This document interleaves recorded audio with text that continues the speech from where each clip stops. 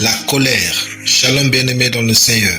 Notre méditation du jour s'intitule La colère, dernière partie. Nous tirons notre texte dans Luc 19, 45 qui nous dit ceci. Il entra dans le temple et il se mit à chasser tous ceux qui vendaient. Alléluia. Pour finir avec les formes de la colère, on retrouve la colère silencieuse. C'est une forme de colère intériorisée, contenue et non exprimée ouvertement. Elle peut se manifester par un retrait, l'ignorance, un ressentiment tenace, la rancune ou une attitude passive, agressive. Au lieu d'exploser, la personne boude, refuse de communiquer ou exprime son mécontentement par des non-dits ou un comportement évitant.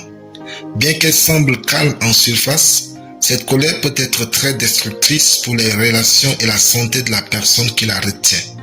Par exemple, un conjoint qui, après une dispute, refuse de parler à l'autre pendant des jours, communiquant son mécontentement par un silence pesant. Ou encore un employé en colère contre une décision de son supérieur qui ne se plaint pas directement, mais ralentit son travail, devient moins coopératif et fait preuve de résistance passive. La colère d'Absalom contre son frère Amnon après que ce dernier a violé sa sœur Tamar était une colère silencieuse qui a duré 2 ans avant de s'extérioriser. Le résultat a été meurtrier. Lire 2 Samuel 13. On a aussi la colère sainte ou juste. C'est une indignation vertueuse contre le péché, l'injustice, la corruption, l'oppression ou la violation des principes divins.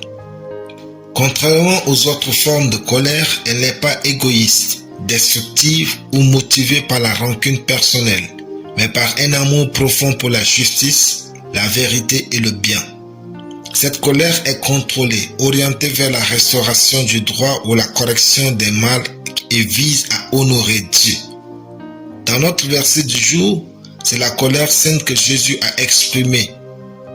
Si vous reliez la définition de la colère que nous avons donnée à chacune de ces formes, vous verrez que la colère sainte nous est donnée par Dieu ou sur l'action du Saint-Esprit pour un but céleste.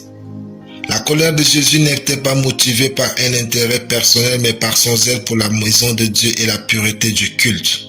Toutefois, quelle que soit la forme de votre colère, soyez prudents.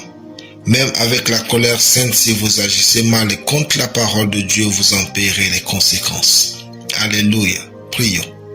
Je déclare que je marche dans la sagesse de ta parole au nom de Jésus. Amen. La lecture biblique en une année, Marc 5 à Marc 8. Soyez bénis, c'était le pain du ciel.